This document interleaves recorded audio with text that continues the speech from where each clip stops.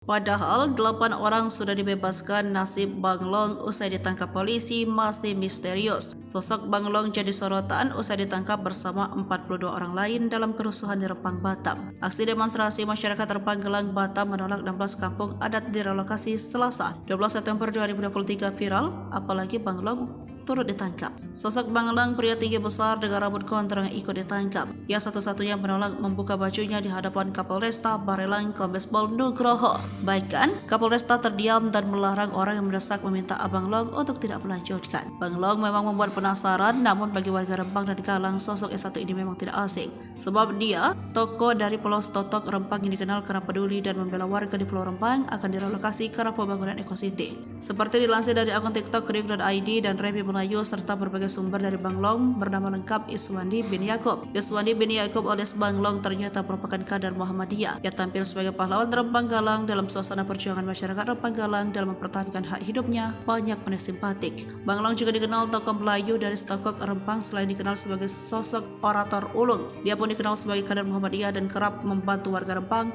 maka tak heran orasinya pun mampu membakar semangat para demonstran. Iswandi bin M. Yaakob alias Bang Long yang merupakan alumni Fakultas Agama Islam Universitas Muhammadiyah Yogyakarta angkatan tahun 2000 ini dikenal sangat berani dan tidak pernah mundur memperjuangkan kebenaran. Sehingga saat dirinya ditangkap, pihak keluarga alumni Universitas Muhammadiyah Yogyakarta langsung bergerak cepat dengan mengutus sejumlah advokat untuk mendampinginya. Mereka yang diutus adalah advokat Sandri Suwerdi SH alumni Fakultas Hukum UMY 2000 dan advokat Dr. Ebi Hajar Abra alumni Fakultas Hukum UMY tahun 2005. Terbaru 8 orang yang terlibat dalam aksi demonstran di Rempang diberikan penanggulan sementara. Kapolresta Barelang Kombes Pol Nugroho Tri Nuryanto sebelumnya menyebut jika terdapat beberapa syarat dalam penanggulan penahanan 8 orang ini. Adapun beberapa syarat itu diantaranya wajib lapor seminggu 2 kali, tidak boleh keluar dari wilayah Batam, serta tidak boleh mengulangi tindak pidana lagi. Sayangnya dari 8 orang tersebut tidak ada wajah atau nama Bang Long. Sementara itu Nugroho menyampaikan untuk 26 tersangka yang diamankan pihaknya saat kericuan di kantor BP Batam Senin 11 September 2023. Saat ini masih ditahan untuk proses penyidikan.